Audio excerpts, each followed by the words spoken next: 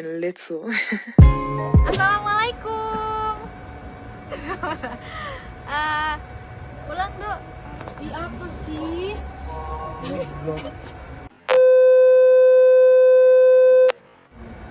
Assalamualaikum warahmatullahi wabarakatuh. Balik lagi bersama aku Linta Mona Huta Suhud dengan NPM 1821020038 dalam mata kuliah Hukum Acara Perdata dan Peradilan Agama dengan dosen pengampu Pak Herwin Yoki Pradipta. Di sini aku mau menjelaskan sedikit tentang materi, yaitu pemeriksaan gugatan di persidangan. Yang pertama itu ada pendaftaran dan panggilan. Sesuai asas hakim bersifat menunggu, inisiatif pengajuan tuntutan dilakukan oleh penggugat. Tindakan yang pertama yang harus dilakukan penggugat adalah mendaftarkan gugatannya ke Paniteraan Pengadilan Negeri dengan memperhatikan kompetensi relatif. Kemudian pendaftaran ini dikenakan biaya sesuai dengan asas beracara dikenakan biaya.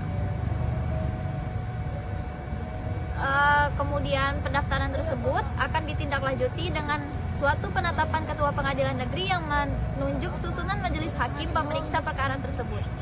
Ketua majelis hakim menentukan hari dan tanggal persidangan serta memerintahkan pemanggilan kedua belah pihak yang berperkara supaya hadir di persidangan yang telah ditetapkan. Kemudian apabila yang dipanggil bertempat tinggal di luar wilayah hukumnya belum dilakukan. Sebagai catatan, perlu diperhatikan bahwa apabila penggugat hadir dalam persidangan pertama namun tidak hadir dalam persidangan berikutnya, maka perkaranya diperiksa dan diputus secara kontradiktoir.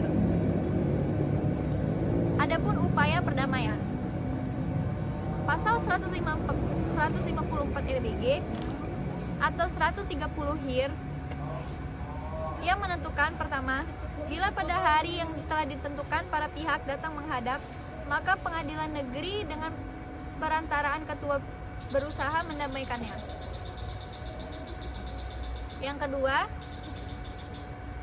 bila dapat dicapai perdamaian, maka di dalam sidang itu juga dibuatkan suatu akta dan para pihak dihukum untuk menaati perjanjian yang telah dibuat. Yang ketiga, terhadap suatu keputusan tetap semacam itu tidak dapat diajukan banding. Kemudian adapun jawaban dan eksepsi, di sini tidak ada ketentuan yang mewajibkan tergugat memberikan jawaban. Namun, jawaban ini sangat penting bagi tergugat karena apabila tergugat tidak memberikan jawaban, tergugat harus menyadari ia harus memikul akibat dan sikapnya.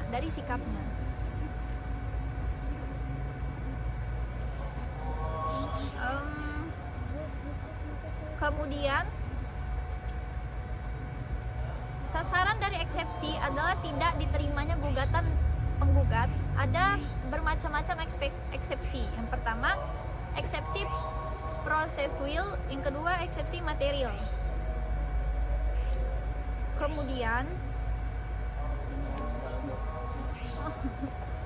eksepsi prosesual itu yang mendasarkan diri pada hukum acara perdata. Adapun eksepsi material yang didasarkan pada hukum perdata material. Kemudian adapun gugatan rekonvensi. Gugatan rekonvensi atau gugatan balik atau gugatan balasan diatur dalam pasal 157 dan 158 RBG, pasal 132A dan 132 HIR yang menentukan bahwa yang pertama, tergugat berwenang untuk mengajukan gugatan balik dalam segala hal.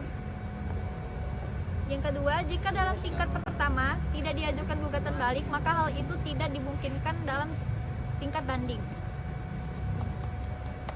Dari ketentuan pasal 157 dan 158 RBG, pasal 132 dan 132B HIR menjadi jelas bahwa dimungkinkan dua gugatan diperiksa secara bersamaan dalam waktu yang sama, secara terpisah dengan pertimbangan hukum dalam rekonvensi. Kenyataan ini dapat memperlancar jalannya proses persidangan karena dua gugatan diperiksa dalam waktu dan tempat yang sama oleh hakim yang sama. Saya rasa sedikit yang saya ucapkan tadi dapat dimengerti oleh kalian semua. Saya ucapkan terima kasih. Wassalamualaikum warahmatullahi wabarakatuh.